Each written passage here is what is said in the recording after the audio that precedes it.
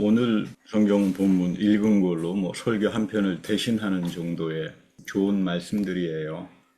우리가 늘 듣기도 하고, 근데 우리가 이 성경 안에 담겨져 있는 좀 깊숙한 뜻을, 그 의미를 우리가 이제 끄집어내야 그 하나님 말씀이 우리에게 축복이 되시는 그 은혜를 이제 얻게 됩니다. 21절에 다윗은 이렇게 말합니다. 여호와께서 내 공의를 따라 상을 주시며 내 손의 깨끗함을 따라 갚으셨다. 그래서 여호와 하나님은 나의 의를 따라 상을 주시는 분이다. 그리고 나의 깨끗함에 따라 갚아주시는 분이다. 그래서 우리가 이 한국교회는 특별히 하나님은 상 주시는 분 굉장히 좋아합니다. 근데 정확한 표현을 원문대로 읽어보면 하나님은 상을 주시는 분이 아니라 보응하시는 분이다, 이런 뜻이에요. 하나님은 보응하시는 분이다. 하나님은 은혜로 정의로 보응하신다. 이제 이런 의미가 더 정확합니다. 왜 이렇게 표현하는가? 하나님의 의로움 때문이에요. 세상에 악이 있습니다. 내가 억울하게 일을 당합니다. 그러나 하나님 말씀 때문에 나는 정죄 안 합니다. 제가 사람이니까 억울하지 않겠습니까? 그런데 하나님께서 의로우신 분이기 때문에 rewarding, 보응하신다. 이런 개념이 더 이제 정확합니다. 그런데 만약에 우리의 의로움과 행위를 보시고 하나님이 상을 주시는 분이다, 이렇게 쉽게 착각하면, 아니 다윗도 분명히 내 의를 따라 상 주시고 내 손에 깨끗함을 쫓아 갚으셨다고 말하지 않았습니까? 이렇게 반문할 수 있습니다. 그래서 이제 여기서부터 이제 어려워집니다. 그러니까 다윗에 따라 가지고 내 의에 따라 상 주시고 내 손에 깨끗함을 쫓아 갚아주신다. 이거 가지고 이제 나가는 게 중세기 카톨릭입니다. 구원을 받으려면 너희들 선행해야 돼. 이게 딱 들어와 있어요. 상이라고 하는 개념으로 들어와 있습니다. 다윗은 그 22절과 25절에 보면 내가 여호와의 도를 지켰고 악을 행하여 내 하나님을 떠나지 않았다. 모든 법도를 내 앞에 두고 하나님의 규례를 버리지 않았다. 내가 또 하나님 앞에서 완전하여 스스로를 지켜서 죄악을 피하고 살았다. 그러므로 여호와께서 내 목전에서 내 깨끗한 대로 내게 갚아주셨다. 부연 설명을 합니다. 지금 이 다윗은 자기의 믿음의 삶, 하나님 앞에서 살았던 삶을 지금 반성하면서 이 찬양의 시를 이제 이야기합니다. 봐라, 다윗도 그렇게 말하지 않느냐. 다윗의 의로움과 깨끗함 때문에 하나님이 상 주신 거 아니냐. 그러니까 구원이라고 하는 것은 하나님 앞에서 이 상을 받기 위해서 부지런히 선행을 해야 된다. 이거는 중세기 카톨릭의 핵심이고, 이제 카톨릭에서도 좀 많이 이제 배우신 분들은 이렇게 말 안 합니다. 그리고 카톨릭의 좀 정직한 신학자들도 이거 좀 잘못되고 틀린 거다, 자기네가. 이렇게 말하지만, 오늘날 이런 가르침은 카톨릭이 아니라 개신교에 또 이상하게 굉장히 이렇게 깊숙하게 들어와 있어요. 우리가 한번 질문을 던져야 합니다. 지금 이 바울은 성령의 십자에 우리 다윗을 예언자라고 그러잖아요. 성령에 취해서 지금 이 찬양을 하는데, 과연 다윗이 깨끗한 사람이었나? 밧세바 취하고 남편 우리야도 죽게 하고, 다윗이 낯이 두껍지 않은 사람이라면 이렇게 말할 수가 없는데, 어떤 분은 유튜브에 나오셔서 그거야 설교를 하시면서 다윗이 범죄하기 전에 이야기니까 여러분들도 열심히 선행봉사 많이 해가지고 하나님의 구원을, 하나님은 기브 앤 테이크 하시는 분이다, 또 이렇게 설교하시는 분도 계시더라고요. 근데 다윗과 밧세바의 사건 이전이라 그러더라도 그 전에 다윗은 사울에게 쫓겨다니면서 동네 불량배들, 비류한 자들이라고 표현되어 있습니다만, 동네 비류한 자들을 모아놓고 나쁜 짓을 많이 일삼았던 그런 경력을 가지고 있습니다. 그런가 하면 시편 51편을 읽어보면, 나는 어머니 뱃속에서부터 죄로 잉태한 자입니다. 이렇게까지 말을 해요. 그러니까 다윗이 지금 하나님 앞에서 내 의에 따라 내 정결함에 따라 하나님이 나에게 보응하셨다, 이렇게 말하는 거하고 서로 완전히 다르죠. 이걸 이제 역설이라고 표현합니다. 지금 다윗은 내가 지금 하나님 앞에서 의인이지만 동시에 죄인이다, 이 두 가지를 같이 말하는 거예요. 마틴 루터가 종교개혁하면서 믿음으로 구원받는다, 그 말이 여기서 나옵니다. 나는 항상 죄인이지만 항상 의인이다. 그러니까 믿음으로 구원받는다는 말의 내용이 이 내용이에요. 이걸 이해 못하면 내가 믿음으로 구원받는다. 그게 무슨 말이냐? 내용도 모르고 말을 하게 되는 그렇게 되고 맙니다. 당시 중세 가톨릭 교회에서는 내가 하나님 앞에서 의로움과 공적을 많이 쌓아야 믿음과 구원을 얻는다. 근데 이렇게 되다가 보니까 하나님 말씀에 가르치시는 은혜, 죄사함의 은총, 회개는 사라져버리고 인간의 협력과 행위가 확 강조가 됩니다. 이거 못하면 하나님이 상도 안 줄 뿐더러 구원도 받지 못하니까 그렇게 되는 거죠. 물론 여러분 선행을 많이 하고 살아간다는 건 좋은 일입니다. 나쁜 짓 하는 것보다. 그런데 성경하고 달리 가르치기 시작하면 문제가 생깁니다. 미국 선생님 한 분이 저에게 글을 하나 보내오셨어요. 가톨릭 평론가가 쓴 글인데 루터의 개신교인들의 가르침이 잘못됐다. 믿음으로만 구원받는다는 말은 잘못된 가르침입니다. 그런 글입니다.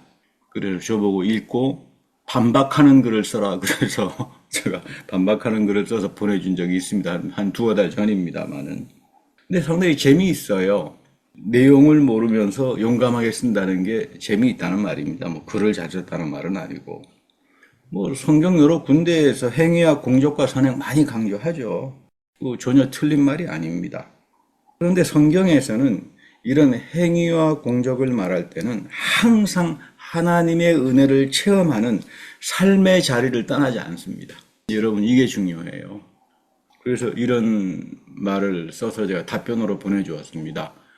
당신이 믿음으로만 구원 얻는다는 거 비판한 거는 좋은데 성경에도 당신이 열심히 여기저기 찾아가지고 선행, 봉사, 까리타스를 강조한 것도 좋은데 이 모든 것들은 믿음도 선행도 봉사도 하나님의 은혜를 체험하는 삶의 자리에서 이해되지 않으면 아주 이상해져 버리고 만다. 아직까지 답변이 없는 거 보니까 수긍을 했던 건지. 근데 제가 참 이분을 대단하게 보세요. 왜냐하면 신학을 공부하신 분도 아니고 평신도인데 성당에서 수녀님 앞에 가서 성경 공부를 해서 열심히 자기 나름대로 성경 찾아보고 해가지고 그렇게 글을 썼어요. 그래서 한편에서는 이렇게 가톨릭 성도 교우님도 성경을 요즘 열심히 보는구나. 좋은 거다. 이분이 전혀 보지 못하는 부분을 제가 보충해주고 이거는 루터교회 목사인 제가 하는 게 아니라 당신들 가톨릭 유명한 신학자들이 한 이야기들입니다. 그거 다 이렇게 써서 보내주었습니다. 이런 면에서는 보람이 있는 일이죠. 예수님이 아주 중요한 말씀 하세요.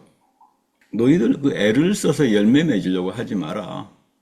선행하려고 봉사하려고 애쓰지 마라. 나무가 구부러진 나무면 아무리 한들 애를 쓴들 썩은 열매가 나오지 구부러진 열매가 나오지 좋은 열매가 나오겠습니까? 그래서 예수님이 그러잖아요. 너희들은 먼저 선한 나무가 돼야 된다. 존재가 선해야 돼요. 아무나 행동해야 돼. 나 열심히 해야 돼. 행동 그쪽으로 가다가는 망한다. 너 존재가 선해져야 돼. 그러니까 하나님은 나의 존재를 선한 나무처럼 은혜를 통해서 만들어 가시는 분이에요.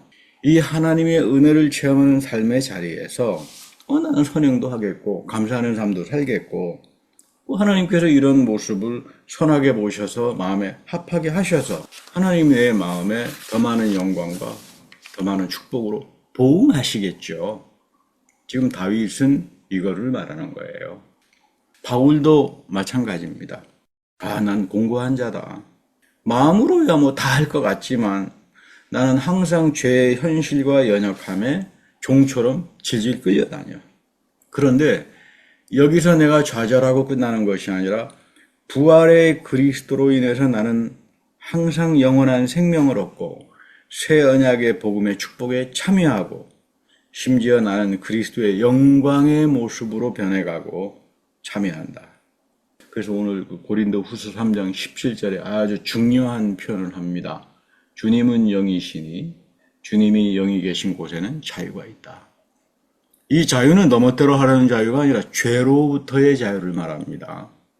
주님의 영이, 하나님의 영이 나에게, 그리스도의 영이 나에게 임재할 때 이 그리스도의 영이 나를 육신으로부터는 죄로부터 자유하게 만들어가는 그 능력을 행사한다 그 말이에요. 이렇게 내가 선한 존재가 돼야, 여러분 우리가 성령을 사모하는 이유가 뭐겠어요? 우리가 성령을 체험해야 되고 성령을 사모해야 되고 항상 성령을 향해서 기도해야 되고 하는 이유는 하나님이 성령을 통해서 나를 선한 나무로 만들어가기 때문에 그래요. 굉장히 중요한 이야기입니다. 이것을 변화의 교리라고 말합니다. 바울이 이야기하는 것을. 영광에서 영광에 이른다. 점점 하나님께서 영광을 내 삶에 증대시켜준다. 이 변화의 교리가 이 은혜의 교리죠. 믿음 속에 그대로 들어와 있는 겁니다. 그래서 나는 항상 죄인이지만 나는 항상 하나님의 영광에 참여하는 의로운 자가 된다. 여기서 항상이라고 하는 말이 굉장히 중요합니다. 한 번에 끝난다는 말이 아니라 하나님이 항상 나를 새롭게 만들어주시는 은혜의 과정을 표현해요. 그러니까 여러분, 내가 한번 은혜를 체험했다 그래서 그걸로 끝 이게 아니라 항상 나는 그 은혜를 새롭게 경험하면서 새로운 피조물로 하나님의 영광에 참여하는구나. 이렇게 사는 사람을 향해서 다윗은 하나님이 내 삶에 보응하여 주십니다. 이렇게 말하는 겁니다. 다윗에게도 이런 역설이 굉장히 많이 존재합니다. 특별히 오늘 시편 8편에 보면 여호와 우리 주여, 이 표현 굉장히 중요한 표현이라고 제가 말씀드렸죠. 여호와 우리 주여, 야훼 아도나이, 이거 굉장히 중요한 표현이에요. 이 진짜 하나님이에요. 이 표현이 진짜 하나님. 야훼 아도나이, 여호와 아도나이, 진짜 하나님의 거룩한 신명입니다. 함부로 부르지 못하죠. 주님의 이름이 온 땅에 어찌 그리 아름답습니까? 주의 영광이 하늘을 덮었다. 주의 손가락으로 지으신 하늘과 달과 별들을 보니 사람이 무엇이간데 이토록 생각하십니까? 인자가 무엇이기에 주께서 그를 그토록 돌보아 주십니까?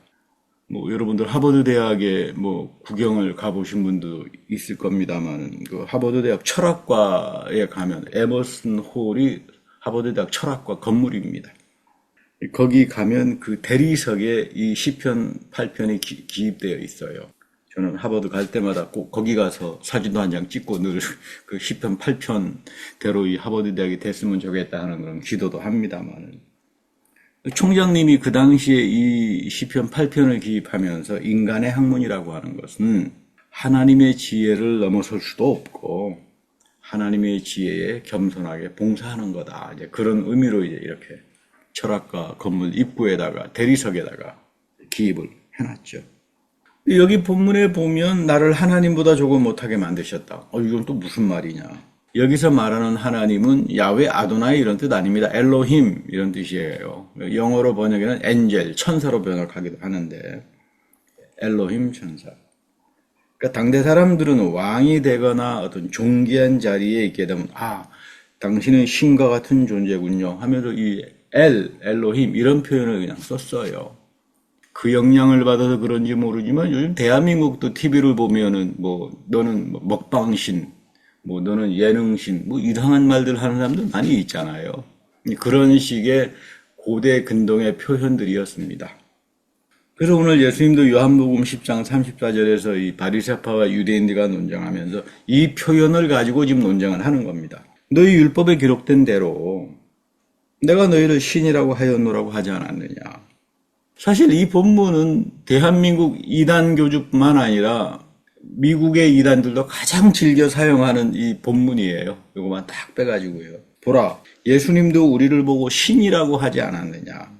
하나님의 말씀을 받은 사람을 신이라고 하셨다. 그러니 우리도 신적인 권세와 능력을 가지고 있어. 이단 교주들이 자기가 영인이라고 그러고 이제 난리들을 치죠. 그러면 얼마나 좋겠습니까? 그런데 지금 이 말씀 전혀 그런 말 아니에요. 은혜의 삶의 자리를 떠나버리니까 엉뚱한 말을 갖다 놓고는 이 문제가 생기는 겁니다. 여기 보면 예수님께서 시편 82편 6절을 인용합니다. 왜냐하면 예수님께서 나와 하나님과 아버지는 하나야 그랬더니 유대인들이 바리새인들이 신성모독이다 그러고 막 뒤집어져 가지고 돌을 막 던지려고 그러고 했을 때 예수님이 반문하세요. 근데 율법에 뭐라고 기록되어 있느냐? 그러니까 예수님 당시에는 이미 구약 성경이 아람어로, 예수님이 사용하셨던 아람어로 번역되어 있었습니다. 쪼크론경처럼. 당시 시편이랄지 모든 것들을 다 토라, 율법 이렇게 이제 말을 한 거죠. 이 율법에 뭐라고 기록되어 있느냐? 시편 82편에 보면 내가 말하기를 너희는 신들이며 다 지존자의 아들들이다. 그러나 너희는 사람같이 죽으며 방백이 하나같이 다 엎드려진다. 여기서 말하는 신들이라고 하면 엘로힘, 너는 하나님의 아들이다. 엘로힘 이렇게 표현되어 있는 거죠. 야외 아도나의 이 말은 부르지 못합니다. 너무나 거룩한 이름이기 때문에 이거 잘못 부르면 이건 죄 없다고 하지 않는다 이렇게 하는데 하나님의 인격적인 이름이죠. 이 이름은 우리가 소중하게 여겨야 됩니다. 고대 근동 문화에서 이런 표현은 재판장이랄지 신적인 권세를 가지고 재판하는 사람이나 정치 지도자나 권력을 가진 방백이나 왕 같은 사람을 가리킬 때 일반적으로 썼던 표현이에요. 근데 너가 하나님의 말씀을 받았으니 신이다가 아니라 너희 모두가 다 하나님 앞에 심판받고 다 나둥그러질 존재들이다. 이 심판을 이야기하는 거예요. 전혀 거꾸로 된 이야기를 이단교주들이 갖다 놓고는 자기 앞에 써먹고 이제 그러는 거죠. 다 하나님의 심판 아래에 있다. 그러니까 그리스도가 내가 하나님과 하나라고 하는 말은 나는 부활을 통해서 영원히 살아계신 존재다. 그래서 하나님과 내가 하나다. 그러니까 너희들하고 다르다. 그 이야기를 지금 하는 거예요. 하나님의 은혜가 성령을 통해서 우리에게 찾아오면 우리의 죄를 사할 뿐만 아니라 하나님 앞에서 흠없는 자로 하나님이 나를 만들어 갑니다. 이거 여러분 굉장히 중요합니다. 구원이라고 하는 것은 하나님이 죄사함의 은총을 통해서 나를 의롭게 여겨주시고 하나님이 성령을 통해서 나를 거룩하게 여겨주시는 거예요. 이 두 가지 은혜가 하나님으로부터 온다는 이야기예요. 나로부터 온다는 게 아닙니다. 그렇게 나를 하나님이 선한 나무처럼 은혜의 존재로 선한 존재로 만들어 가실 때 나는 하나님의 말씀을 가지고 살아갈 것이고 말씀의 가치를 지킬 것이고 이들을 통해서 하나님은 보응하여 주시고 영광에서 영광에 이르게 하는 이런 축복의 삶을 살게 할 거다. 그런 이야기입니다. 나는 상급받기 위해서 신앙생활을 한다라고 하는 말은 내가 선행을 하면 하나님이 상을 주신다. 이거 인과응보로 여러분 착각해버리면 이 중세 가톨릭에 부패했던 공적사상이나 오늘날 기복신앙이나 주술신앙으로 다 떨어져 버리는 짝퉁 믿음이 되고 말아요. 여러분이나 나는 예수의 십자가 안에서 갚을 수 없는 은혜를 입은 사람들이에요. 3대째 죄의 저주로부터 해방을 얻은 삶을 살아갑니다. 그것이 예배죠. 예배를 통해서 출애굽기 34장에 나오는 새 언약의 축복을 예배 속에서 하나님께서 이어갑니다. 이 축복을 우리가 가지고 있는 거죠. 그리고 이제 부활의 그리스도가 성찬에 오시고 예배 속에 임재하면서 선행과 아름다움을 만들어갑니다. 시냇가에 심겨진 나무처럼 형통케 하는 거룩의 징표를 가지고 살아가게 합니다. 이 하나님이 주시는 죄사함과 성화의 은총에 담겨서 살아가는 사람들을 하나님은 의롭게 보시고 비록 나는 죄인이지만 하나님 앞에서 의인으로 살아가게 되는 거다. 그래서 지금 다윗이 말하는 의로움이라고 하는 건 우리가 일반적으로 생각하는 의로움과는 질적으로 다른 이야기입니다. 하나님의 성령을 체험하고 하나님의 은혜를 체험한 사람들의 입에 속에서 나오는 아주 중요한 고백입니다. 다윗이 뻔뻔한 사람이 아니라면 우리가 생각을 해야 합니다. 지금 이 표현에 우리가 미처 알지 못했던 또 다른 중요한 의미가 담겨져 있다. 우리가 생각하지 못했던 우리가 생각하지 못했던 깨끗함, 우리가 생각하지 못했던 하나님의 보응하심, 우리가 생각하지 못했던 악의 현실에 대해서 다윗은 지금 신령하게 노래하는 겁니다. 이것이 다윗을 지극히 인간적인 사울하고는 다르게 구분짓는 삶의 태도예요. 흔히 어떤 분들은 그런 말씀 하세요. 신앙생활하고 교회생활은 다르다. 신앙생활은 개인적이고 영적인 것이고 교회생활은 비즈니스야. 이렇게 말씀하시는 분도 계십니다. 그렇지 않아요. 교회생활이라고 하는 것은 오순절 성령을 사모하는 예배 하나로 끝나는 겁니다. 그거 더 이상 필요 없어요. 처음부터 여러분 은혜로 시작했으면 마지막 하나님 앞에 갈 때도 은혜로 끝나는 겁니다. 처음부터 예배로 시작했으면 마지막도 하나님 앞에서 예배로 끝나는 게 축복의 믿음이에요. 가장 중요한 것은 내가 세상 마지막 끝날 때까지 하나님이 주시는 죄사함의 은총과 부활의 그리스도의 성령을 통해서 거룩하게 나를 은혜의 존재로 선한 존재로 만들어 가시는 이 새 언약의 축복 가운데 살아가는 사람들에게 세상 사람들이 알지 못하는 신비한 신앙의 특권이 있습니다. 그 특권의 노래를 다윗이 지금 부르는 겁니다. 야훼 아도나의 하나님, 당신의 이름이 온 땅에 어찌 그렇게 아름답습니까? 주의 영광이 하늘을 덮었고 사람이 무엇이간데 그를 생각하고 인자가 무엇이기에 나를 이렇게 돌봐 주십니까? 여러분, 이 고백이에요. 이 축복이 여러분들에게 이 믿음을 통해서 찾아오는 겁니다. 하나님은 여러분 보응하세요. 우리들의 믿음 속에 하나님이 주시는 은혜의 성화 속에서 하나님은 끊임없이 나를 새롭게 만드시고 항상 복되게 하시고 선한 존재로 만들어가면서 나를 하나님이 보시기에 합한 존재로 되게 합니다. 항상 믿음은 나는 하나님 앞에서 죄인이지만 하나님이 베풀어 주시는 은혜 앞에서는 항상 의로운 자다. 이런 고백을 가지고 사는 사람들에게 다윗의 시편 8편의 놀라운 영광의 축복이 함께합니다. 여러분들의 믿음의 인생에도 이런 하나님이 주시는 영광의 축복이 함께하기를 간절히 바랍니다. 기도하겠습니다. 하나님, 이 믿음의 신비, 하나님이 베풀어 주시는 은혜의 신비가 얼마나 깊고 놀라운 일인지 다윗은 하나님의 은혜를 체험하면서 시편 8편의 노래를 통해서 그가 영광에 참여하는 그 축복을 노래하는데 우리 믿음의 식구들에게도 하나님이 베풀어 주시는 죄사함의 은총과 나를 거룩하게 만들어가는 선한 나무로 만들어 가시는 부활의 그리스도의 그 은혜를 우리가 붙들고 살아갈 때 항상 하나님 마음에 합한 자로 하나님이 나를 향하여 보응하여 주시며 하나님의 영광에 참여케 하는 다윗이 시편 8편에서 하나님을 향하여 이 영광의 아름다움을 노래했듯이 그 노래가 우리 믿음의 사람들에게도 그대로 이어지게 하옵소서. 우리 구주 예수 그리스도의 이름으로 축복하며 감사 기도드립니다. 아멘.